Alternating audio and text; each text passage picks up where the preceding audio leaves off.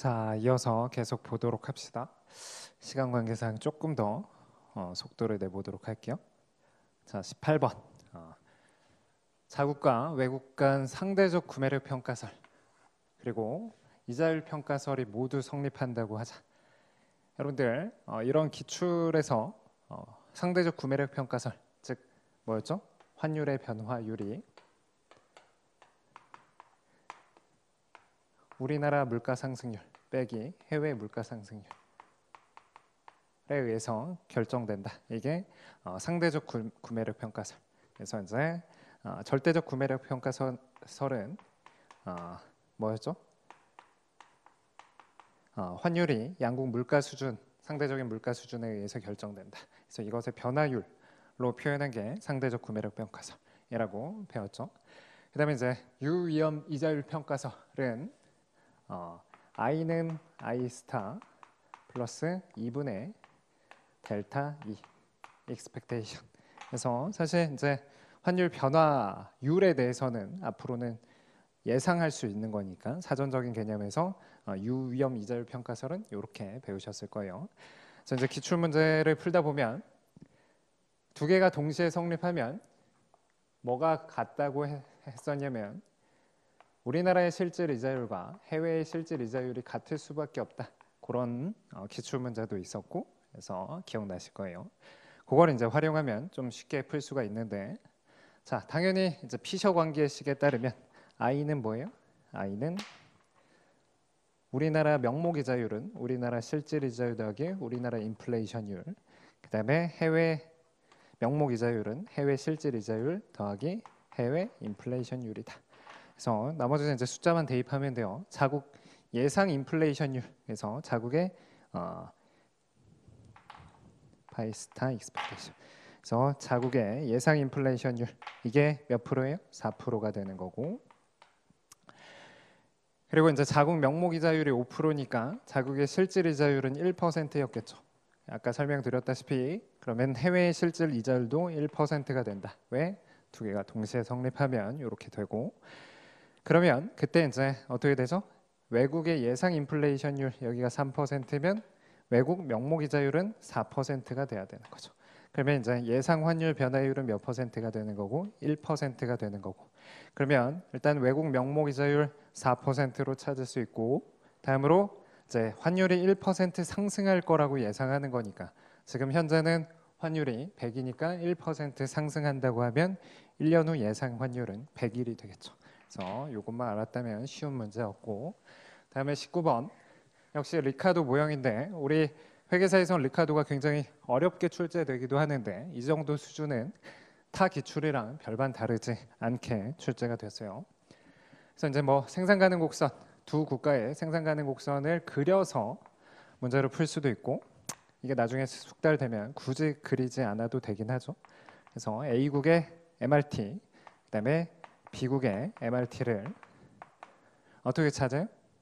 좀 더 차근차근 구하려면 총 노동 부존량 그리고 X제를 하나 생산하기 위해서 필요로 한 노동량 이게 이제 재화 하나를 생산하기 위해서 필요로 한 노동량 즉 생산성의 역수가 되는 거죠. 그래서 25시간을 4분의 1로 나누면 X제만 생산하면 100개를 생산할 수 있는 거고 Y제만 생산하면 50개를 생산할 수 있다. 그래서 A국의 생산 가능 곡선 PPC를 그리면 이렇게 되고 PPC의 기울기 즉 X제 생산의 기회비용이라고도 표현하는 거는 2분의 1이라는 걸 찾을 수 있죠. 자, B국은 50시간 가지고 각각 하나하나니까 간단하게 50, 50 이렇게 찾아서 B국의 생산 가능 곡선을 그리고 B국의 MRT를 찾을 수가 있죠. 우리 배운 바에 따르면 두 국가의 MRT 사이에서 교역 조건이 결정되면 두 국가 모두 이득을 얻고 교역 조건 물론 좀 더 정확하게는 이제 MRT가 작은 거 MRT라는 건 X제 생산의 기회비용이고 기회비용이 작다는 게 비용이 작다는 게 잘 생산하는 거니까 A국은 X제에 비교 우위가 있고 B국은 Y제에 비교 우위가 있어서 둘이 이제 그게 되는 거죠. 그래서 1번 생산 가능 곡선의 기울기의 절대값은 B국이 여기가 1이 되는 거고 2분의 1이 되니까 맞는 얘기. 생산 가능 영역은 그래프로 봤을 때 여기가 이제 이게 50, 50이 이렇게 되니까 정확히 2배가 되는 거고. 자, 교역 시 PY분의 PX가 5분의 3 그리고 5분의 4일 때는 누가 더 이득을 보게 되는가? 자, 5분의 3일 때, 5분의 4일 때 이건 쉽게 교역 조건이 어디에 가까울수록 상대 MRT에 가까울수록 A국이 즉 B국 MRT에 가까워지면 A국이 이득을 보는 거고 A국 MRT에 가까워지면 B국이 이득을 보는 거죠. 쉽게 생각해서 이 2분의 1보다는 가파르게 교역을 해서 A국이 XZ 이만큼 생산해서 교역을 할 때 이렇게 되는 거고 B국은 반대로 YZ 이거보다는 완만한 기울기로 이렇게 교역을 하는 거죠. 이 기울기가 같아지는 게 기울기는 같게 그려야 되겠죠. 그게 이제 교역 조건이 되는 거고 두 국가 모두 이득을 본다는 걸 여러분들 잘 배웠을 것이고 직관적으로 보더라도 이 Py분의 Px 값이 커지면 즉 A국은 XZ를 생산하는 국가인데 XZ의 가격, XZ의 상대 가격이 커지면 커질수록 이게 A국의 교역 조건이니까 교역 조건이 커지면서 A국의 이득은 더 커지게 되겠죠. 그래서 쉽게 이제 3번을 찾을 수 있을 것 같아요. 5번 같은 경우가 이쪽으로 갈수록 A국은 점차 이득을 더 보는 거고 기울기가 1에 가까워지면 반대로 이게 점차 커지면 B국은 이득을 못 보게 돼서 정확히 교역 조건이 만약에 1이 되면 B국은 이득을 못 보고 A국만 이득을 본다. 이런 거 쉽게 많이 풀어보셨을 거예요. 자, 역시 20번 상대적으로 이렇게 말로 표현해서 조금 부담이 됐을 수도 있지만 기본적으로 핵쇼올린 정리 그리고 뭐 그런 얘기죠. 자, 그래서 이제 이게 결국은 뭐예요? 우리가 수식으로 쓸 때는 A국의 노동량, A국의 자본량 보통 이제 L분의 K로 많이 표현했는데 이 문제에서 이제 K분의 L로 표현한 것뿐이죠. 그래서 다시 정리하면 K분의 L A가 있고 K분의 L B가 있는데 어떻다? 여기가 있다. 즉 A국은 뭐가 많다? 노동이 많다. 그래서 A국이 노동풍부국이구나. 그러면 B국은 상대적으로 자본이 많은 자본풍부국이다. 그러면 당연히 노동풍부국은 노동집약제를 잘 생산해서 수출할 것이고 자본풍부국은 자본집약제의 비교 우위를 갖는다. 그게 핵쇼올린 정리죠. 그럼 이제 어떤 재화가 노동집약제고 자본집약제냐? 자, 이제 이건 요소 부존도라고 표현하는 거고 이건 요소 집약도라고 표현하는 재화에 적용되는 요소 집약도를 보면 여기도 마찬가지로 K분의 L X랑 K분의 L Y가 있는 거죠. 그래서 이번엔 요거니까 YZ가 노동 집약제다. 그래서 이제 노동 집약제인 YZ 그리고 자본 집약제인 XZ를 각각 수출하겠죠. 그러면 이제 무역 이전에는 일단 당연히 노동 풍부국은 노동이 풍부하니까 노동 보수가 어떻게 되겠어요? 무역 이전에 단위당 노동 보수 이게 뭘까요? 노동 사용 보수 한번 오타가 난 것 같은데 체크를 해볼게요.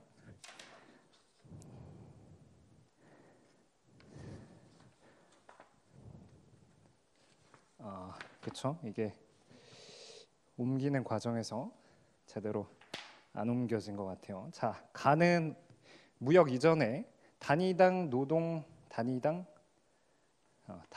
자본 사용 보수 그리고 단위당 노동 사용 보수 이렇게 단위당 한마디로 뭐죠? 이게 R분의 W죠. R분의 W. R분의 W가 어디가 크냐? 당연히 노동 풍부국은 노동이 싸겠죠. 그래서 A국이 노동이 쌀 테니까 R분의 W가 R분의 WB보다 작을 것이다. 그래서 노동 보수 그리고 자본 보수. 그래서 B국이 A국보다 낮다가 아니고 B국이 A국보다 크게 되는 거죠. 그래서 가는 틀렸고 무역 이후 YZ 가격, XZ 가격은 어떻게 된다? 여러분들 노동 집약제를 잘 생산한다는 건 뭐예요? P분의 PX가 있을 때 YZ를 잘 생산한다는 건 YZ는 싸다는 거죠. 여기는 이제 자본 집약제를 잘 생산하는 XZ를 잘 생산한다는 건 XZ가 싸다는 거죠.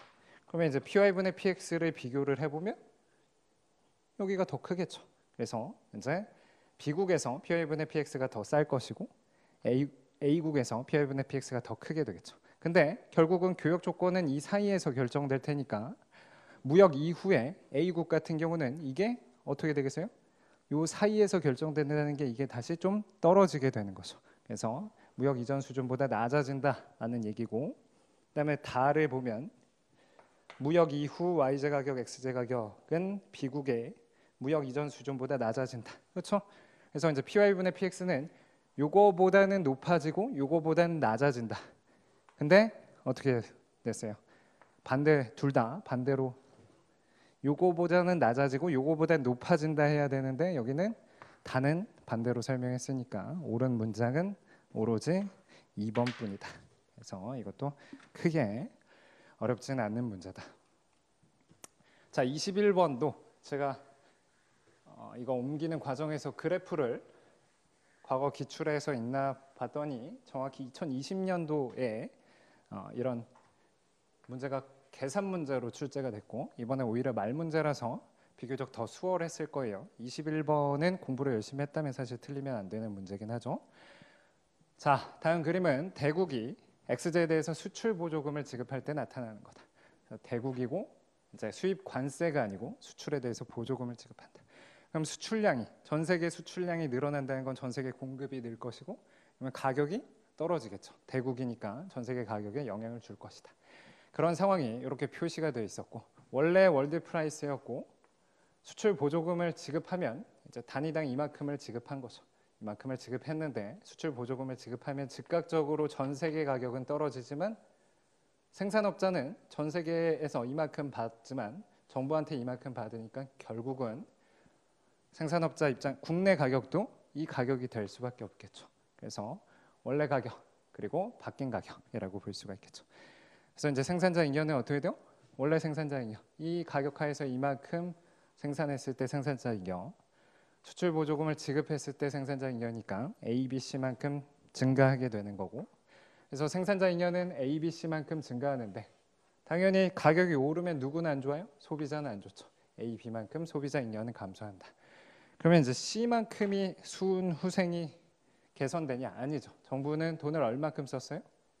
단위당 돈을 보조금을 이만큼 지급했고 보조금 지급 후 수출량은 얼마큼이죠? 요만큼이 보조금 지급 후 수출량. 보조금 지급 전 수출량, 보조금 지급 후 수출량. 그래서 이 가격 하에서 공급량, 이 가격 하에서 수요량. 그러면 이게 초과 공급이라는 표현 대신에 수출이라는 표현을 하는 거죠. 그럼 정부는 돈을 얼마큼 썼는데? 이만큼 썼는데 사회후생은 C만큼만 소비자 잉여와 생산자 잉여의 합은 C만큼만 증가한다. 그래서 이제 사회후생을 소비자 잉여, 생산자 잉여, 그다음에 여기다가 이제 이걸 더한 다음에 정부의 돈 쓴 거 지출, 보조금 지출은 빼줘야 될 텐데 소비자 잉여는 A, B만큼 줄고 생산자 잉여는 A, B, C만큼 느는데 돈은 얼만큼 썼다? B, C, D, E, F, G만큼 썼다. 그래서 그러면 결국은 순후생은 얼마큼 감소한다고 했었죠? 여기에 좀 특이하게 이 왕관 모양만큼 후생이 감소한다고 설명을 했었죠. 그래서 B, D, E, F, G만큼 악화된다. 보조금 지출 총액은 B, C, D, E, F, G다. 그래서 이 정도까지 쉽게 알 수 있고 사실 이 밑에 면적이 왜 나오냐? 뭔가 좀 특이하게 이 밑에 면적은 수출하는 재화의 가격이 떨어진다는 건 교역 조건이 악화가 되는 거죠. 그래서 관세 같은 경우 대국이 관세를 부과할 때는 수입 재화 가격이 하락해서 교역 조건이 개선되지만 수출 보조금을 대국이 수출 보조금을 지급하면 수출재 가격이 떨어지니까 교역 조건이 악화가 돼서 그로 인한 부분이 이 EFG라고 설명을 했어요. 수출재 가격이 떨어지는 효과. 그래서 이제 5번부터 풀었으면 빨리 풀었을 텐데 사실 이쪽 부분은 뭐랑 관련이 있어요? 소비의 왜곡과 관련된 거고 D 이쪽은 생산의 왜곡과 관련된 얘기죠. 근데 이제 DG 요 G까지 생산의 왜곡이라고 소비의 왜곡이라고 표현했으니까 틀린 얘기죠. 어렵지 않은 문제였고 사실 22번은 모든 객관식을 통틀어서 처음 나오는 내용이라서 쉽지는 않았을 거예요. 근데 워낙 유명한 내용이긴 해요. 돈부시라는 학자의 오버슈팅 이론인데 오버슈팅 뭔가 자산 가격과 관련돼서 한 번쯤은 상식에서 들어보셨을 수도 있는데 재무관리에서 배우실 수도 있고 저는 재무관리 모르니까 그래서 이제 오버슈팅은 장기적으로 수렴할 가격보다 뭔가 더 민감하게 오버한다는 거죠. 오버한다. 그래서 조금 쉽지 않았을 텐데 일단 봅시다. 자, 이자율 평가설은 우리가 늘 보던 I는 I 스타, 이거를 여기다 옆으로 넘긴 거죠. I는 I 스타 플러스 2분의 델타 E 익스펙테이션으로 쓸 수도 있고 이렇게 쓸 수도 있다고 많이 연습했었죠. 좋아요. 자, 이런 상황인데 단기와 장기는 어떻게 되는가? 그래서 장기적으로는 우리가 구매력 평가설과 화폐 수량설이 성립하는 거고, 물가도 신축적이지만 단기적으로는 물가가 경직적이고, 이자율 평가설까지는 단기적으로 성립한다는 거예요. 대신 환율에 대한 기대는 즉시 조정된다는 거예요. 환율에 대한 기대는 즉시 조정돼서 이런 부분이 어떤 차이를 발생시키는데, 첫 번째 어떤 정책을 한 거죠? 여기 보시면 최초 균형 환율이 이제로였는데 명목 통화량을 한 차례 증가시켰대요. 그리고 그 수준을 유지한다고 했다. 그러면 명목 통화량이 늘어난 거죠. 근데 물가는 일정해요.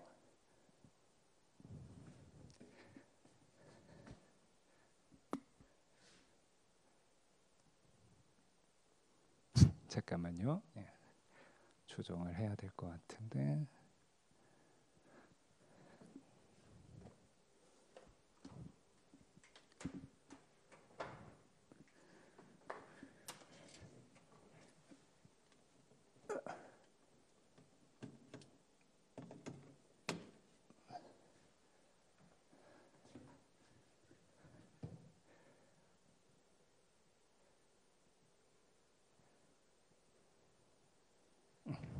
됐겠죠? 자, 다시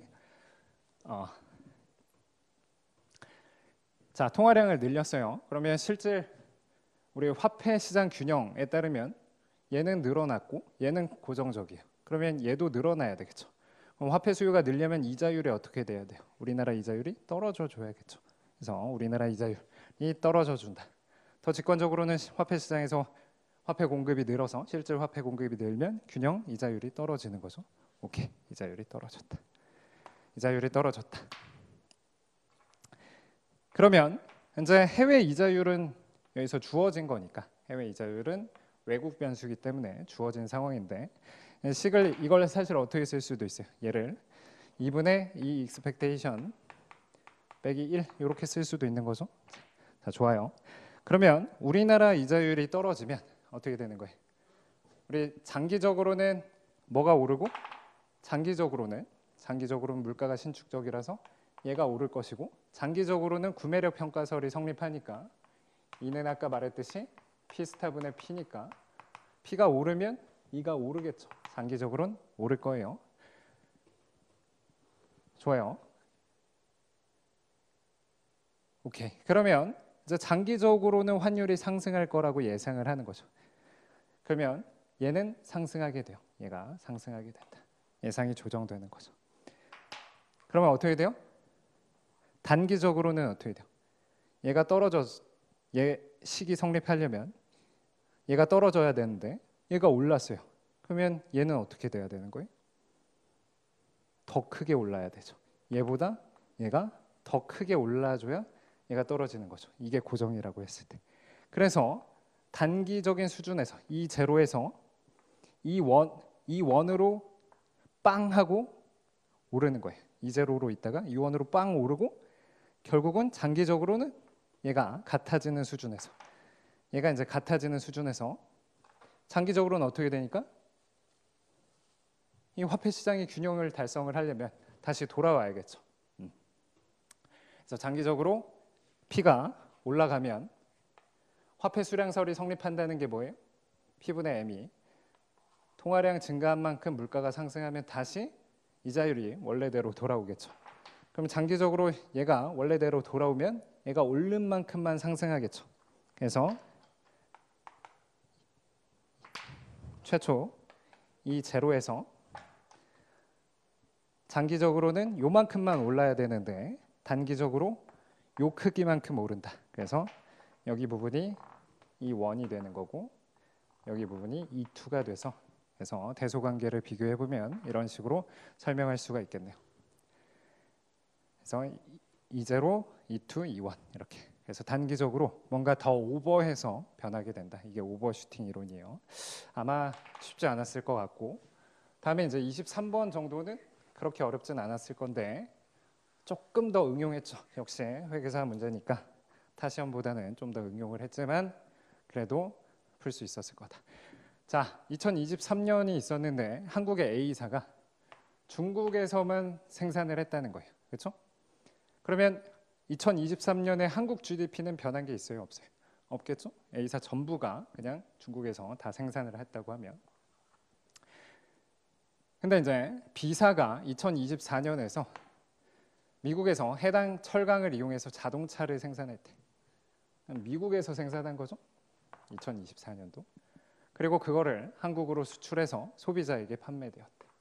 이 거래를 통해서 3국의 국민소득 변화에 관한 설명으로 옳은 것을 물어보는데, 자, 2024년에 미국은 수출을 한 거니까 미국의 순수출은 증가하고 그로 인해서 GDP는 증가하는 거죠.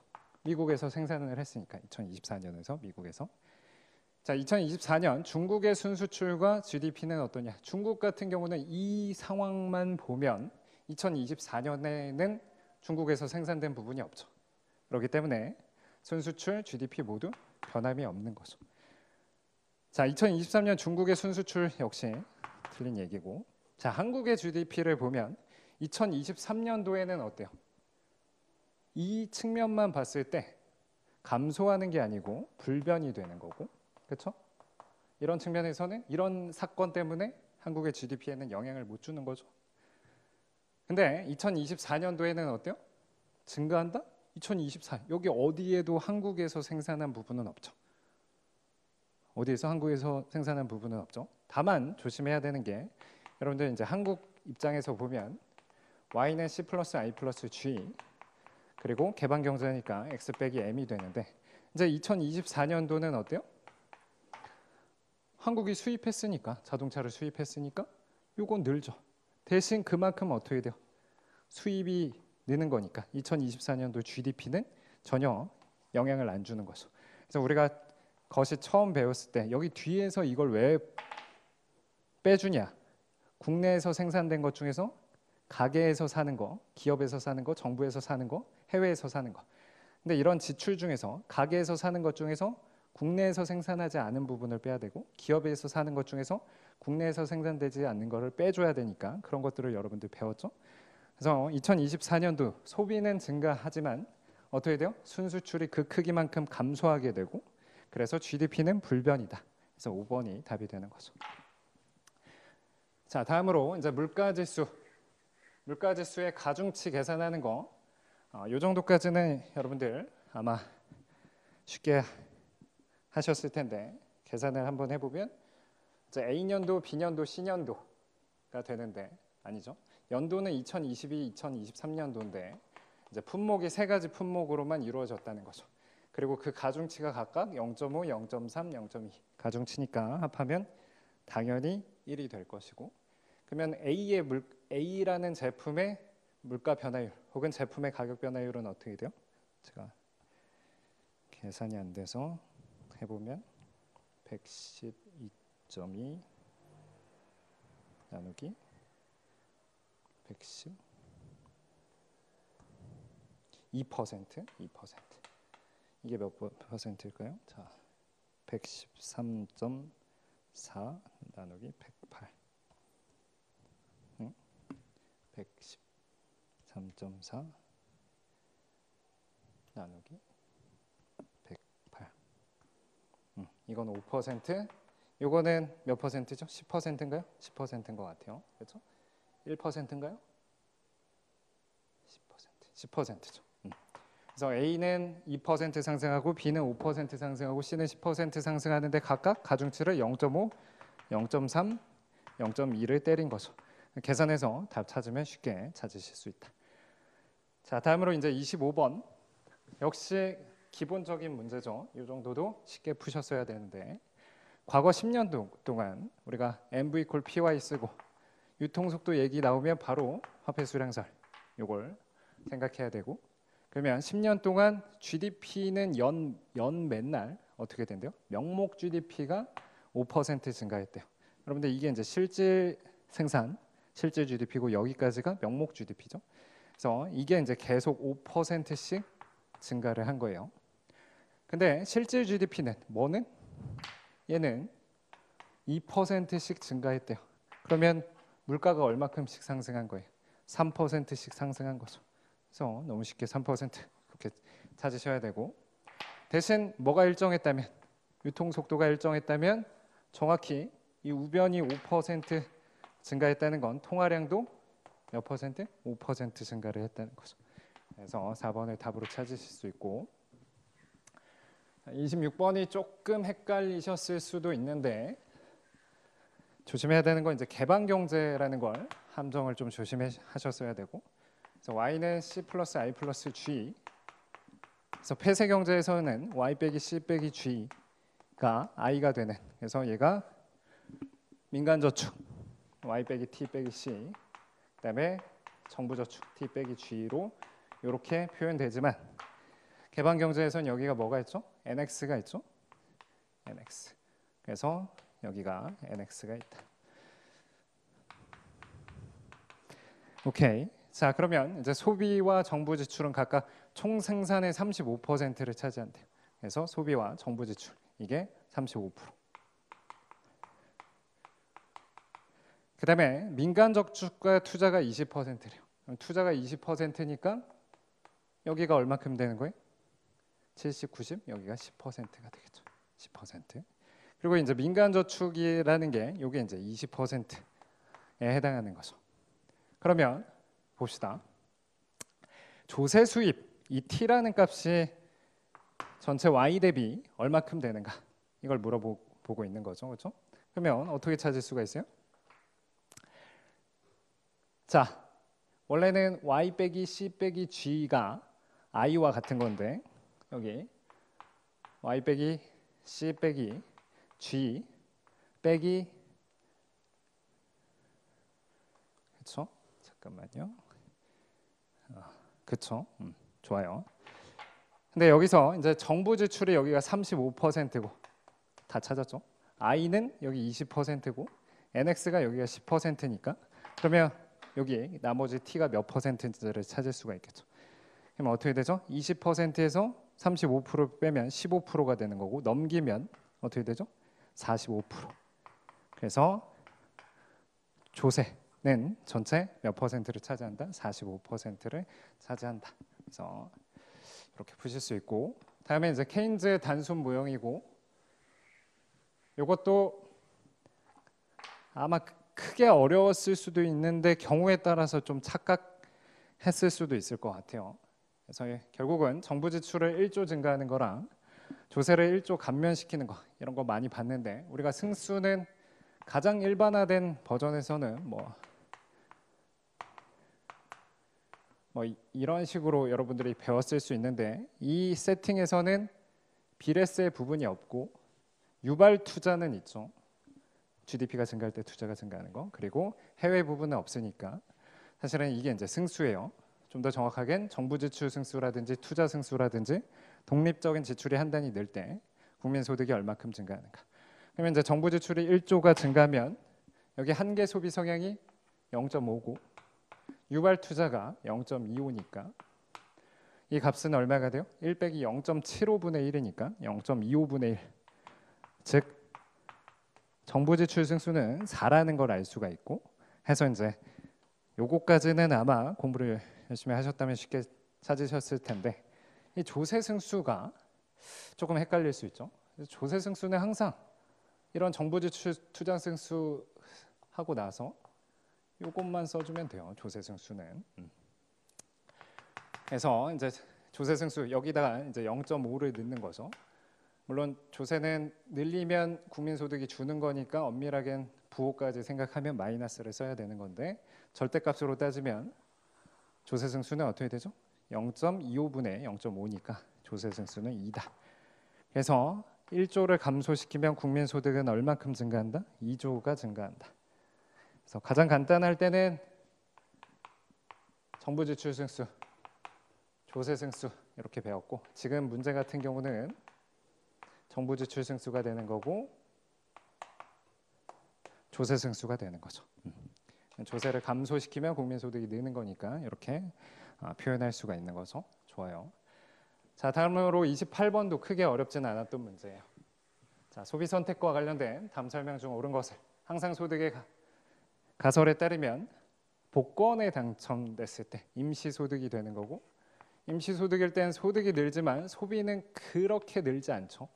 항상 소득이 늘어야 소비가 느는 거니까. 그래서 평균 소비 성향이 어떻게 된다? 감소하게 된다. 자, 항상 소득 가설에 따르면 소득세율이 내년부터 인상되면 영구적으로 그럼 항상 소득이 어떻게 되고? 감소하게 되고, 그러면 소비가 지금부터 감소하는 거죠. 그래서 올해 소비가 감소하게 된다. 그래서 가는 틀리고 나는 맞으니까 그런 건 두 개네요. 자, 생애 주기 가설에 따르면 은퇴 시점은 변화가 없대요. 근데 기대 수명이 증가하면 벌어놓은 돈 가지고 더 오래 써야 되니까 소비를 어떻게 해야 되겠어요? 줄여야 되겠죠. 그래서 평균 소비 성향은 감소한다. 그래서 이 정도는 쉽게 찾으실 수 있었고, 자, 다음으로 29번은 제가 생각했을 때는 오류가 있다. 사실 오류다. 출제 오류라고 생각이 들어요. 물론 다른 답도 정확하게 옳지 않으니까 그나마 옳은 게 3번이다라고 얘기를 하시면 뭐 할 말은 없긴 하지만 오류긴 하죠. 제가 뭐 거시 전공은 아니고 저는 원래는 미시 전공이라서 함부로 얘기하기는 뭐하지만 사실 오류 부분이 있긴 해요. 제가 어떤 얘기인지 한번 보도록 합시다. 일단 소비와 투자가 이자율에 전혀 의존을 하지 않고 정부 지출이 외생적으로 결정된다. 그리고 이제 개방 경제가 아니고 폐쇄 경제라는 거죠. 그러면 우리 y는 c 플러스 i 플러스 g 이거 가지고 IS 곡선식을 만드는 건데, 그 IS식을 착하고 그걸 그래프로 그리는 건데, 여러분들 IS가 우하향하는 이유는 뭐였죠? 이자율이 떨어지면 투자가 늘고, 투자가 늘면 국민소득 혹은 총수요가 느니까, 즉 투자가 이자율의 감소함수였기 때문에 그거였는데, 여기선 소비든 투자든 다 이자율에 영향을 안 받는데요. 그리고 이제 정부 지출은 외생적으로 주어지니까 그러면 어떻게 되겠어요? IS 곡선이 이렇게 수직선이 되는 거죠. 제가 이제 쉽게 푸는 방법으로는 이 이자율에 대해서, 투자가 이자율에 대해서 영향을 전혀 안 받으면 이렇게 수직선이 된다라고 설명을 드렸었죠. 마치 이렇게 공급 곡선이나 수요 곡선이 수직선이었던 것처럼. 그래서 투자가 이자율에 전혀 의존하지 않으면 IS 곡선이 수직이 된다. 근데 여기서 이제 IS 수평이라고 했으면 틀렸고, LM은 보통의 LM이니까 그냥 우상향한다. LM에 대해서 정확히 나오진 않았지만 그냥 보통의 LM이라고 하면, 우리가 알다시피 보통의 LM이라면 이렇게 우상향하는 화폐시장 균형을 달성해주는 LM 곡선은 이렇게 그릴 수가 있겠죠. 자, 그러면 이제 출제자 생각은 우리가 보통 총 수요가 우하향하는 이유는 뭐였냐? 물가가 P0에서 P1으로 하락하게 되면 뭐가? 물가가 하락하면 실질 화폐 공급이 증가해서 LM이 이렇게 우측으로 이동하게 되고, 보통의 IS라면 물가가 하락했을 때 총 수요가 증가하기 때문에 우하향한다. 근데 IS 곡선이 이렇게 우하향하지 않고 수직이라면 물가가 떨어지더라도 LM이 이동하고 그래도 Y가 변하지 않으니까, 그래서 총수요 곡선이 수직이다 이렇게 출제를 하신 거고, 당연히 우리 배운 바에 따르면 IS가 가파를수록 재정정책이 효과적이고 통화정책은 무력하다. 지금 보다시피 이게 물가 변화로 인한 LM 이동이든 통화량 변화로 인한 LM 이동이든 다 Y에는 효과를 없으니까, 그래서 이거를 이제 옳게 출제를 하신 것 같은데, 왜 오류냐면 여러분들이 잘 알다시피 총수요가 우하향하는 이유는 지금처럼 물가가 하락했을 때 P분의 M이 증가해서 그에 따라서 이자율이 떨어지고 그에 따라서 이자율 명목이자율 떨어지고 실제 명목이자율과 실질 이자율 구분이 없을 때 투자가 증가해서 이런 건데 지금 이 메커니즘이 없다는 거잖아요. 근데 우리가 총수요가 우하향하는 추가적인 이유로서 물가가 떨어졌을 때 실제 자산이 증가하고 소비가 증가하면 그러면 IS 곡선 자체가 이동하고 그러면 총수요가 얼마든지 우하향할 수 있는 거죠. 그래서 이런 피구 효과까지 물론 폐쇄 경제이니까 순수출 효과는 제하더라도 이런 피구 효과를 고려하면 총수요 곡선은 우하향하는 게 맞겠죠. 그래서 그런 부분 때문에 어느 정도는 오류가 있어요. 자, 넘어갈게요. 자, 30번. 30번도 아주 기초적인 문제긴 하지만 이 라라는 지문 하나가 조금 헷갈릴 수 있었다. 그럼에도 답 찾기에는 크게 지장이 없을 텐데 지금 인플레이션을 낮춘대요. 그러면 뭘 해야 되겠죠? 긴축 정책을 해야 된다. 머릿속에. 공개시장 매입이라는 건 채권을 매입하면 통화량이 늘리는 거고 이건 확장적인 통화 정책. 그래서 긴축적인 정책은 지급 준비율을 인상해서 통화 승수를 줄이고 통화 승수 줄여서 통화량을 줄이는 그래서 긴축적인 정책. 재할인 대출을 축소한다. 근데 라가 좀 헷갈릴 수는 있죠. 그래서 이 답을 둘 중에 하나로 아마 체크를 하셨어야 됐을 텐데 사실은 중앙은행이 어떻대요? 이 부분이 이제 새로 처음으로 출제가 된 건데 지급준비금에 대해서 시중은행이 중앙은행에 맡겨놓을 때 거기에 대한 이자를 지급한다는 거예요. 그럼 이자를 낮추면 지급준비율이 어떻게 되겠어요? 그나마 지급준비금을 쌓아두더라도 중앙은행이 이자 주니까 괜찮았는데 이자를 낮추면 지준율은 어떻게 되겠어요? 준비 안 하겠죠? 지급을 준비하는 데에 대한 메리트가 떨어지는 거니까. 그러면 지준율이 낮아지면 요거랑 다르게 즉 법정 지준율이 아닌 초과 지준율이 낮아지겠죠. 그래서 어떻게 돼요? 통화 승수가 증가하고 그러면 이제 확장적인 영향을 미치겠죠. 그래서 라는 고르면 안 된다. 다음에 이제 31번도 사실은 아마 오히려 복잡하게 생각하신 분들이 틀렸을 수 있는데 그냥 가장 쉽게 생각하면 어떻게 돼요? 상대방이 무역 보호 조치를 취했다. 이런 건 우리 기출 시험에서도 나왔잖아요. 무역 보호 조치를 취하면 우리나라 입장에선 수출이 줄 것이고 그러면 IS 곡선이 왼쪽으로 이동할 것이고 그럼 최초 균형이 여기 A점이었으니까 LM이 이렇게 있고 IS가 이렇게 있다가 IS가 왼쪽으로 이동하면 요거네. 이렇게 이제 쉽게 접근하는 게 답을 찾았던 건데 조금 특이한 게 뭐예요? 우리가 보통 먼델 플레밍 모형은 항상 우하향하는 IS, 그다음에 우상향하는 LM, 그다음에 소규모 개방 경제에서 자본 이동이 완전히 자유롭다고 하면 BP를 이렇게 수평으로 그려놓고 분석했었잖아요. 그래서 이런 해외에서 보호 무역 조치를 취하면 IS 곡선이 이렇게 갔다가 어떻게 된다고 했었죠? 균형점이 이렇게 갔다 다시 돌아온다. 왜? 변동환율 제도니까. 여기 뭐라고 나와 있죠? 변동환율 제도. 변동환율 제도. 그렇죠? 왜 돌아온다고 했었죠? 순수출이 외생적으로 감소했다가 이렇게 이제 IS 곡선이 왼쪽으로 이동하면 이자율이 균형 이자율보다 낮아서 자금이 유출되면 달러가 귀해지는 거니까 환율이 상승하고 환율이 상승하면 이제 명목 환율이 상승하면 실질 환율인 P분의 2P 스타 혹은 EPF 실질 환율이 상승해서 순수출이 내생적으로 다시 증가한다. 줄었다 다시 늘어나서 변동환율 제도는 해외 충격으로부터 자유롭다 이런 거 배우셨잖아요, 그렇죠?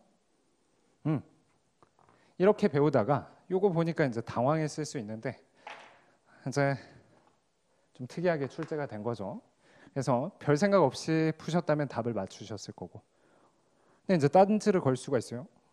선생님, 이 조정 과정에서는 명목 환율, 실질 환율이 상승하는데 여기선 잘못된 거 아니에요?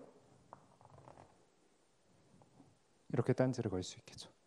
근데 그러면 그렇게 딴지를 걸면 그 전에 사실 이 문제 출제자는 이 실질 환율을 우리가 보통 말하는 실질 환율의 역수로 표현한 거예요. 환율은 교환 비율이니까 화폐 간 교환 비율. 명목 환율은 화폐 간 교환 비율, 실질 환율은 재화 간 교환 비율이라서 그 교환 비율의 주인공이 누구냐, 분자 분모를 어떻게 설정하냐에 따라서 다른 건데 여기 출제자는 이 실질 환율을 역수로 취한 거예요.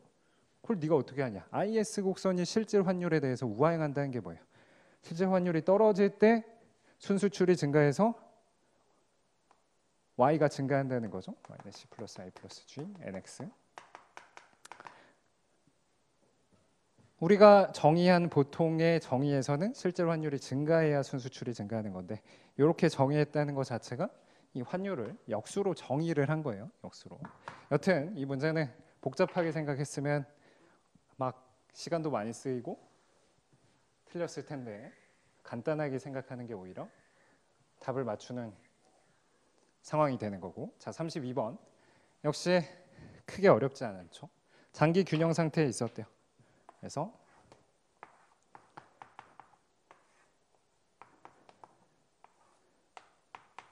이런 장기 균형 상태에서 굳이 뭐 장기 총공급은 안 그려도 상관은 없죠. 그래서 우리가 유가 상승, 외생적인 유가 상승이 발생하면 이렇게 된다. 자, 그러면 1번은 물가 안정을 추구한대요. 그럼 물가를 높아진 걸 다시 줄이려면 어떻게 해야 되는 거죠? 물가를 줄이려면 긴축적인 정책, 그래서 총수요를 줄여야 되겠죠. 그래서 긴축적인 정책을 하기 위해서는 뭐 어디 있죠? 정책 금리를 긴축적인 정책을 한다는 건 금리를 인상시키는 거고, 반대로 얘를 어떻게 생산 측면에 해서 생산을 늘리게 하려면 어떻게 해야 되는 거죠? 총수요를 늘려서 이렇게 가야 되는 거죠. 그러면 두 번째로는 확장적인 정책을 해야 되니까 이렇게 쉽게 2번을 찾을 수 있다. 자, 다음으로 33번 역시 비슷하게 크게 어렵진 않으셨을 텐데 원래 실업률은 지금 현재 상태를 이거 굳이 필립스 곡선 가지고 안 풀어도 되지만 직관적으로 한번 표현해 보면 자연 실업률이 지금 현재 4% 그리고 실제 실업률도 4%라는 거예요. 근데 정책 당국이 잘못 파악하고 있다는 거죠. 5%라고 자연 실업률을 잘못 파악하고 있는 거죠. 그러면 당국은 지금 상태를 호황이라고 인식할까요? 불황이라고 인식할까요? 자연스러운 상태는 5%인데 정책 당국이 생각했을 때 이게 자연스러운 상태인데 지금 너무 실업률이 낮다. 그러면 너무 호황인 상황이라고 판단하겠죠? 그러면 이거를 안정하기 위해서는 약간의 긴축 정책을 하겠죠. 그러면 긴축 정책을 할 수 있는 거는 조세 증가, 통화량 축소, 그다음에 지급 준비율 인상. 이게 긴축 정책이죠. 그러다 보면 긴축 정책, 이걸 이제 필립스 곡선으로 표현해 보면 단기적으로는 긴축 정책을 하게 되면 어떻게 돼요? 긴축 정책을 하다 보면 실업률은 상승하고 물가는 좀 낮아지겠죠. 그래서 실업률을 상승시킨 거다. 그래서 당연히 지금 자연스러운 상태가 5%인데 4% 지금 4%라면 얘네가 생각했을 때 자연스럽게 5%로 가야 되겠구나. 그래서 실업률을 상승시키겠죠. 그래서 정답을 2번으로 체크를 하시면 돼요. 얘는 왜 틀렸어요? 물가 수준은 긴축하면 물가 수준은 하락하게 되겠죠. 자, 다음으로 34번. 사실 이 문제도 쉽진 않았을 것 같아요. 그래서 우리 과거 기출에서 실질 임금을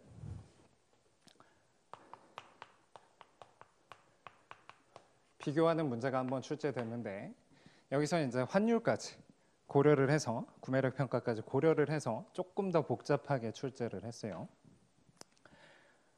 이제 누군가가 떠오르는 그런 문제인 것 같은데 일단 A가 1993년도에 5천만 원을 받았대요. 우리나라에서 야구를 했다는 거죠.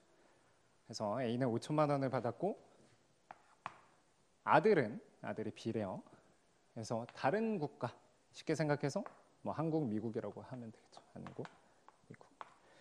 그래서 거기서 50만 달러를 받았다는 거예요. 그럼 그때 여기서 이제 두 가지 차원을 고려해야 되는 거죠. 시간도 다른 상황이고 국가도 다른 상황이다. 그러면 두 개를 이제 비교를 했을 때 어떤 식으로 비교할 수 있냐? 두 가지 측면에서 비교할 수 있다는 거예요. 가부터 보면 2004년 환율을 이용하래요. 그래서 얘가 이제 50만 달러를 받았대요. 50만 달러. B의 계약금을 지금 2024년도 환율을 계산해야 되니까 여기다가 1350을 곱해야 되겠죠. 그러면 이게 이제 원으로 표시되는 거죠. 이게 원이다. 그거를 이제 갑국에서 구매력으로 계약금을 갑국에서의 구매력으로 평가를 한대요. 갑국에서의 구매력.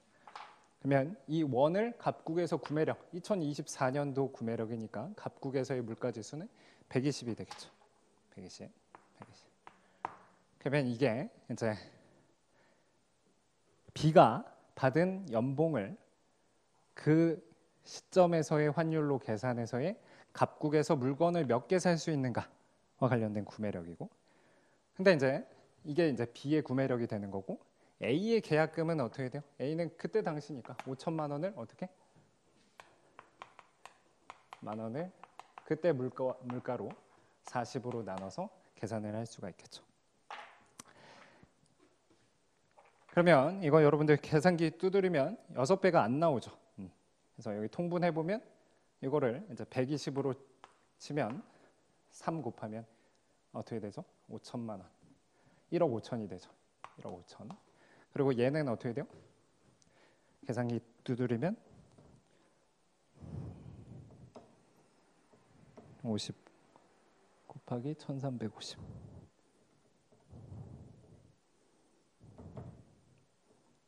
50 곱하기 1350 하면 67500인데 만이니까 6.75가 되는 거죠. 6.75. 그렇죠? 그래서 6.75와 1.5를 비교를 하면 6배가 아닌 거죠. 그래서 가는 틀린 얘기다. 자, 나 보시면 이번엔 1993년 활용을 해서 뒤집어서 A의 계약금을 을의 구매력으로 평가를 한대요. 자, 그러면 어떻게 해야 돼요? 5천만 원 가지고 이번엔 반대로 이런 5천만 원을 뭘로 나눈다? 그때 환율로 나누는 거죠.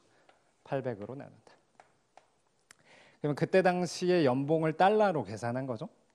그래서 그거를 을국에서의 구매력, 그때 당시 을국의 물가는 50이니까 여기서 50을 또 한 번 나눠줘야 되겠죠. 그렇죠?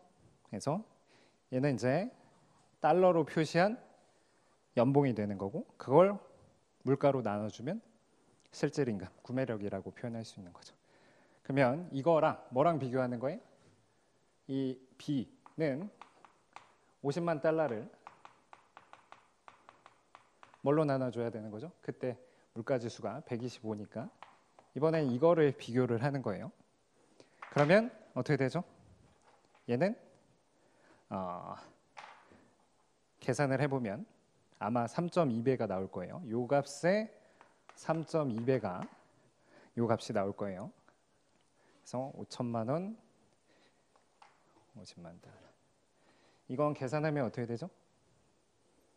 달러로 계산하면 5천만을 800으로 나눈다.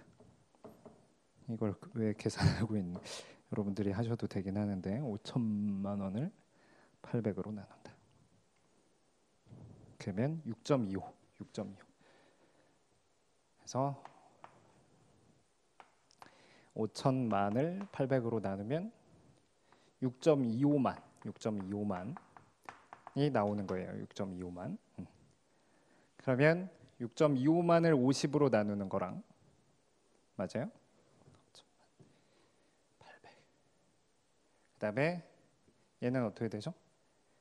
125를 50을 다 만으로 계산을 했으니까 50을 125로 나눠.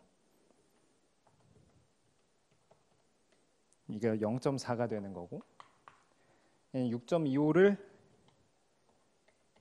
60으로 50으로 나눈다. 6.25 나누기 50. 그럼 0.125. 그래서 0.4를 0.125로 나누면 0.4를 0.125로 나누면 그게 어떻게 돼요? 3.2배가 된다. 3.2. 0.4를 0.125로 나누면 그래서 이제 나가 오른 얘기가 되는 거죠. 이렇게. 자, 다 2024년 환율을 이용해서 B의 계약금을 1993년 기준 원화 가치로 환산하면 2억 4천만 원이다. 이건 어때요? B의 계약금을 1993년 원화 가치로 환산을 한대요. 그래서 B의 계약금이 얼마인데? 50만 달러인데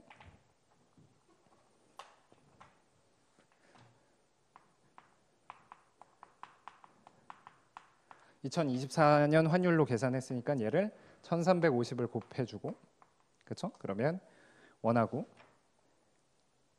근데 이거를 1993년 기준 원화 가치로 계산한다.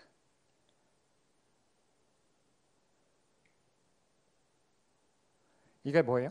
이것의 물가를 이때 당시의 물가가 120이니까 이거 가지고 살 수 있는 구매력 120으로 나눠주고 그때 당시의 물가는 40이니까 120분의 40을 곱하는 거죠. 그래서 이거는 여러분들한테 맡기도록 할게요. 그래서 계산을 해보면 자, 다는 틀리다는 걸 알 수가 있다. 자, 다음 35번.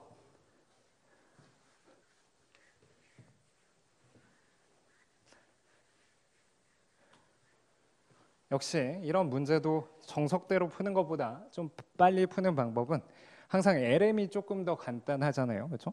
그래서 LM을 먼저 활용을 해주는 거고 다음으로 이제 국민저축을 물어보고 있었는데 쭉 봤을 때 일단 P가 1이고 M이 1200이래요. P가 1이고 M이 1200.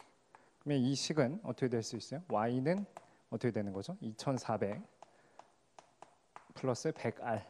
이게 LM 곡선이에요. 근데 이제 정부는 Y를 4000을 달성하고자 한대요. 그리고 그때 이자율은 어떻게 되냐? 이 식만 보더라도 Y가 4000이 되려면 이자율은 얼마가 돼야 돼요? R은 얼마가 돼야 되죠? 16이 돼야 되겠죠? 여기서 이제 10%라면 10이다. 그러면 이게 이제 16%라는 얘기겠죠. 근데 R을 물어본 건 아니고 Y를 4천을 달성할 때 R을 이렇게 설정하면 그때 국민저축을 물어봤어요. 네, 아까도 봤듯이 여러분들 국민저축 이런 폐쇄 경제에서는 Y 빼기 C 빼기 G 얘가 국민저축이고 그러면 얘는 I랑 똑같죠. 결국은 이자율이 16일 때 투자를 계산해 보면 그게 국민저축의 양이 되는 거죠. 16을 여기다 집어넣으면 어떻게 되죠? 100 빼기 800인가요? 800. 그래서 그때 투자는 200이 될 것이고 국민저축도 200이 될 것이다. 자, 다음 36번. 역시 구매력 평가설 엄청 좋아하죠?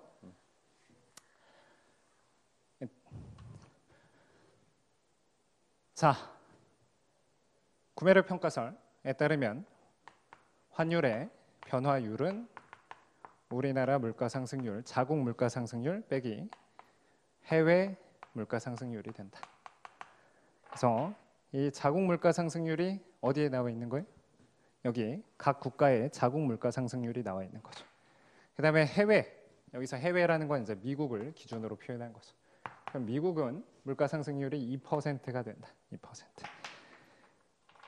그러면 여기 이제 환율 변화율이 여기 나와 있는 거고 A국부터 계산을 해보면 이 정도는 암산으로 되죠. A국은 환율의 변화율이 몇 퍼센트예요? 3% 상승이죠. 환율이 3%. 그러면 이 식이 성립하려면 우리나라 물가는 1% 상승했으면 됐을 텐데 이 물가 상승률을 계산해 보면 118.65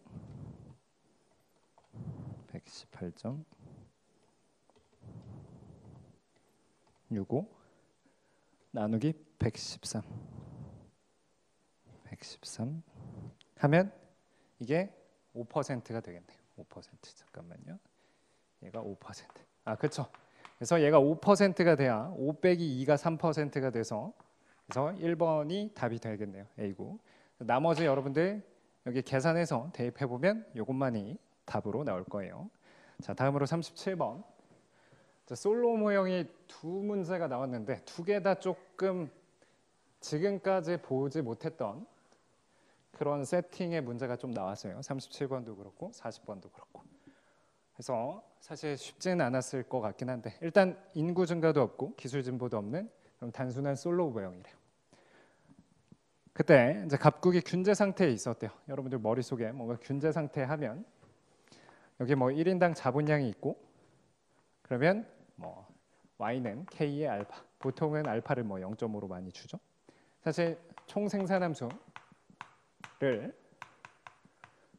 우리가 1인당 변수로 표현해서 양변을 L로 나눠서 이렇게 표현하는 거고 y가 이렇게 있으면 S 곱하기 y를 이렇게 그리고 그 다음에 뭐를? n 플러스 델타 곱하기 k를 이렇게 그려서 여기가 이제 균제 상태인 거죠. 그래서 1인당 자본량, 1인당 소득. 최초는 1인당 소득 이만큼 생산을 해서 이만큼을 저축하고 이만큼을 소비하고 있는 상황이죠. 근데 어떻게 됐대요? 전염병으로 인해서 인구만 줄었대요. 자, 인구만 줄었다. 그러면 여러분들 잘 생각해야 되는 게 인구가 10% 감소하면 총 생산이 10% 감소하나요? 여러분들 변화율로 따졌을 때 이런 거 많이 했었죠? y분의 델타 y는 알파 곱하기 k분의 델타 k 더하기 1 마이너스 알파 곱하기 l분의 델타 l. 인구가 10% 감소하면 총 자본량은 그대로 있다고 했을 때 절대로 생산이 10% 감소하진 않죠. 그러면 그 얘기는 이게 얘가 10% 감소했는데 얘는 10%보다 덜 감소할 것이고 그럼 얘는 어떻게 돼요? 늘어나는 거죠. 비슷하게 K분의 L분의 K는 사실 자본량은 변화가 전혀 없을 테니까 L이 10% 감소했으면 L분의 K는 더 커진 상황이겠죠. 그러면 지금 상태에서는 어떤 상태라는 거예요? 지금 상태는 순간적으로 이렇게 가는 거예요. 1인당 자본량도 많고 1인당 소득도 많은 이런 상태다. 그래서 1인당 자본량도 이런 상태다. 그래서 이만큼 생산하고 저축은 얼마큼만 되고 생산이 이만큼 되면 그만큼 저축할 것이고 근데 이 1인당 자본을 유지하기 위해선 더 많은 저축이 필요하다. 그러면 다시 균제 상태로 돌아가게 되겠죠. 그래서 지금 시점은 이렇게 간 거예요. 단기적으로. 자, 1번 이미 균제 상태에 있었기 때문에 1인당 생산량이 변하지 않는다가 아니고 증가한다고. 1인당 자본량이 앞으로 점차 증가한다가 아니고 감소한다고. 1인당 투자는 전염병 이전 수준보다 일시적으로 증가했다. 자, 지금 상황에서 원래 1인당 저축 1인당 투자인데 여기서 일시적으로 증가하죠. 그런데 점차 다시 돌아간다. 그래서 3번이 옳은 얘기가 되고 4번 만약에 콥더글러스 보통 솔로 모형 자체가 콥더글러스 생산 함수니까 그렇게 했을 때 노동소득 분배율이 자본소득 분배율보다 크다면 총생산이 증가한다? 전혀 상관없죠. 총생산은 무조건 감소하게 되겠어요. 이게 자본소득 분배율, 이게 노동소득 분배율인데 그 값과 상관없이 얘는 변한 게 없고 얘만 10% 감소하면 얘는 무조건 감소하게 되겠죠. 오케이, 저축률을 감소시키면 원래 균제 상태로 즉시 돌아가는 게 아니고 이 상태에서 원래 균제 상태로 돌아가기 위해선 내버려 두면 원래 균제 상태로 돌아가게 되는 거죠. 오케이. 자, 나온 김에 40번을 먼저 풀어볼게요. 솔로 모형 푸는 아니다. 그냥 38번 풀고 풀게요. 자, 이게 이제 우리가 뭐였죠? 아이고. 케인즈 새 케인즈 모형에서 우리가 우상향하는 단기 총공급을 도출하는 4가지 모형들을 배웠고 우리 회계사 기출에서도 그 중에 하나가 새 케인즈의 메뉴 비용 모형 혹은 경직성 가격 모형 경직성 가격 경직성 모형 이렇게 배웠었죠. 새 케인즈 학파에. 그때 배운 것 중에 하나가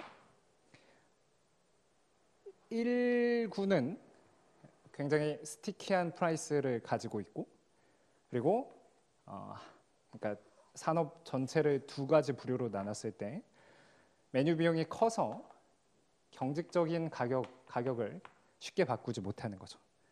반면에 메뉴 비용이 작아서 이렇게 신축적으로 가격을 조정할 수 있는 이런 기업들이 있을 때 2가지의 상대적인 비중에 따라서 단기 총공급 곡선의 기울기가 달라진다고 배웠고, 여기 보면 서비스업이 경직적으로 유지하고 제조업은 신축적으로 조정을 한대요. 제조업은. 그래서 이 제조업이 신축적이고 상대적으로 이제 서비스업은 경직적이라고 나와 있는 거죠. 그러면 제조업 비중이 높을수록 신축적인 기업이 많은 거고, 그럼 전체 다 기업이 다 신축적으로 조정하면 사실은 총공급 곡선이 마치 고전학파가 주장하는 것처럼 수직선에 가까워지겠죠. 그래서 신축적인 제조업 기업 비중이 많아질수록 이 단기 총공급 곡선 기울기가 어떻게 된다? 더 가파르게 될 것이다. 이렇게. 그러면 이제 확장적인 통화 정책을 하면 총수요를 이렇게 늘리는 확장적인 통화 정책을 하면 어떻게 돼요? 파란색이 흰색에 비해서 균형 물가만 높게 상승하는 거죠. 즉 우리가 고전학파 주장에 따르면 확장적인 정책은 물가만 높인다고 했었죠. 그래서 신축적인 기업이 많아질수록 물가에 미치는 영향이 커지게 된다. 반대로 서비스업 비중이 높으면 높을수록 이렇게 흰색에 가까워지겠죠. 더 완만해지겠죠. 그러면 확장적인 정책이 물가에 미치는 영향은 작아지고 어디에 미치는 영향이 커지겠어요? 총생산 혹은 총소득에 미치는 효과. 즉 정책의 유효성은 세케인자파가 말하는 경직적인 기업이 많을수록 정책의 유효성이 더 커지게 되겠죠. 좋아요. 근데 이제 다가 조금은 개인적인 견해로는 조금 약간 이상한 것 같긴 한데, 일단 보면 서비스업 비중이 높을수록 유가 상승 충격. 얘는 이제 단기 총공급의 이동이죠. 그러면 이 서비스업 비중이 높으면 어떻게 돼요? 경직적인 가격이 많아지는 거죠. 그럼 이제 총수요를 비교하는 게 아니고 이런 흰색의 단기 총공급과 파란색의 단기 총공급이 있을 때 그냥 총수요는 일반적인 그냥 총수요를 이렇게 그려놓고 유가 상승 충격이 있으면 이렇게 흰색이 위로 이렇게 이동하게 되겠죠. 그래서 유가 상승 충격 때문에 흰색이 이렇게 위로 이동하는 거랑 그다음에 뭐가? 이 파란색이 위로 이동한다. 그러면 이동폭을 똑같이 그리면 어떻게 돼요? 이 이동폭을 똑같이 그리면 이렇게 그려지겠죠. 그러면 서비스업 비중이 높을수록 어떻게 된다? 경직적이게 되고, 그럼 흰색 같아지고, 그러다 보면 그 충격은 국민 소득에 미치는 영향은 어떻게 돼요? 흰색이 파란색보다 더 커지게 되는 거죠. 그래서 이제 4번을 답으로 찾을 수가 있다. 자, 다음으로 39번은 뭐 어려워 보이지만 호흡은 길은 문제지만 사실은 답은 굉장히 쉽게 찾을 수 있었던 문제인데, 최근 전통적인 교과서가 아니고 최근에 젊으신 교수님들이나 최근이라고 하긴 좀 뭐하고 한 10년, 15년 전부터 새로 이제 외국에서는 책을 쓸 때 이 IS 곡선은 결국은 소득과 이자율의 음의 관계, 우리가 보는 이런 식으로 표현할 수가 있는 거고, 그다음에 이제 LM이라는 식 대신에 테일러 준책, 모네터리 팔리시라고 해서 MP 곡선이라고 표현하는데, 우리가 가장 간단하게는 이자율을 타겟팅하는 이자율이 있고, 뭐 인플레이션율이 목표 인플레이션율보다 높으면 이자율을 높이는 그런 간단한 식이 나오는 거죠. 다음으로 그러면 원래는 IS, LM을 합쳐서 AD가 나오는 거잖아요, 그렇죠? 그리고 이제 AS를 고려해 줘야 되는데 우리가 AS 식을 이런 식으로 표현하는 거예요. 그래서 동태적으로 표현해 보면 물가 대신에 인플레이션율을 넣는 거고, 인플레이션율과 생산 간에는 양의 관계가 있다. 물가가 상승했을 때 생산이 된다. 그래서 이런 세 가지 식으로 모형을 최근에는 이 세 가지 식으로 표현하는 교과서들이 외국 교과서들에는 꽤 있어요. 우리 한국 교과서에서는 제 수험서를 비롯해서 대부분이 아직도 ISLM으로 표현하지만 이런 식으로도 표현할 수 있다. 굳이 이렇게 설명하는 이유는 내년이나 내후년에도 이런 식이 처음 봤을 때 당황하지 말라고. 이 문제는 지금 당장은 쉽게 나왔죠. 그래서 간단하게 인플레이션이 상승해. 그러면 당연히 직관적으로 금리를 인상한다. 앞에 문제도 있었죠. 그리고 두 번째 식은 오쿤의 법칙이 아니고, 여러분들 오쿤의 법칙은 뭐예요? 생산량이 늘 때 실업률이 줄어드는, 생산량과 실업률의 관계니까 쉽게 틀린 거고, 다는 목표 인플레이션율을 높이면, 이것도 우리 테일러 준칙과 관련된 문제에서, 기출 문제에서 많이 풀어봤죠. 그래서 목표 인플레이션율을 높인다는 건 뭐예요? 여기 나와야죠. 목표 인플레이션율은 파이스타. 얘를 높이면 그냥 산수적으로 보더라도 얘가 낮아지는 거죠. 그래서 얘가 낮아지면 어떻게 돼요? 얘가 낮아지면 Y가 증가하겠죠. 그래서 총생산이 증가한다. 근데 더 직관적으로 목표 인플레이션율을 높인다는 건 뭐예요? 뭔가 좀 더 느슨하게 정책을 한다는 거죠. 타이트하게 안 하고 느슨하게. 그래서 좀 더 확장하게 하게 되는 거고, 그래서 생산이 증가하게 된다. 그래서 정답은 쉽게 찾으실 수 있었어요. 이 정도까지는 쉬웠다. 자, 40번이 꽤나 이제 어려웠을 수 있는데, 해설 듣고 나면 야 뭐야 싶을 정도로 사실은 간단한 거예요. 여러분들 우리 솔로 모형에선 정부 부분을 표현하지 않죠. 그래서 이런 정부 지출 부분이 없고, 이거를 이제 양변을 인구수로 나누면 1인당 소득은 1인당 소비 더하기 1인당 투자가 되는 건데, 이 1인당 투자가 1인당 생산 중에서 일정 부분 저축되는 부분이라고 했었죠. 근데 이 문제는 얘만 고려했어요. 자, 근데 생각해 보면 사실은 뭐냐면, 저는 기본 강의 때 이걸 다 R 가지고 설명하잖아요. 기본 강의나 객관식 때. 그래서 이제 R을 생산하면 어떻게 해요? R 중에서 일부를 병아리 괜히 좀 그렇네. 하여튼 달걀이 생산되면 R을 먹고 일부를 안 먹고 저축해서 부화를 시키면, 투자를 시키면 그게 어떻게 되는 거예요? 투자가 되면 그게 다음 기 닭으로 성장하는 거죠. 그래서 이제 그게 투자를 통해서 1인당 자본량, 1인당 닭이 늘어나는 거고, 그로 인해서 또 1인당 알이 늘어나는 건데, 여기서는 정부 부분이 늘었다는 건 우리 케인즈 모형과 다르게 이 정부 지출은 일종의 성장 모형에서는 오로지 소비 측면이에요. 소비 측면. 생산된 걸 소비하냐 저축해서 투자하냐. 근데 소비성 부분이 더 늘어난 거예요. 한마디로 이 상황에서는 이 감마가 원래는 0이었겠죠. 그러다가 이 감마 값이 뭐 0점 몇이라든지 얼마 값으로 늘어난다는 거, 결국은 또 정확히 똑같은 표현으로는 소비 저축률을 낮추고, 생산된 것 중에서 일부를 소비하고 일부를 저축해서 투자했는데 저축률을 낮췄을 때 효과를 물어본 거나 똑같은 거예요. 얘를 늘린다는 건 결국 얘를 늘리는 거나 마찬가지다. R을 부화했을 때, R이 생산됐을 때 가게만 소비하는 게 아니고 정부도 그걸 소비하게 되면 부화하는 부분이 더 줄어드는 거고, 결국은 저축률을 낮추는 거랑 똑같아서, 그렇게 하면 그냥 우리가 맨날 봤듯이 저축률 감소하면 1인당 자본량이 감소하고, 그래서 1인당 생산량도 감소한다. 1번으로 답을 찾을 수 있다. 이렇게 하면 싱거운데 사실 쉽진 않았을 것 같아요. 좋아요. 이제 앞서서도 설명드렸다시피 확실히 결은 달라요. 이제 기본적인 문제들, 타 시험이랑 비슷한 수준의 문제들은 한 10문제에서 15문제들은 항상 나오고, 그거보다 조금 타 시험에서 어려운 수준의 문제들이 또 한 10문제에서 15문제 나오고, 그다음에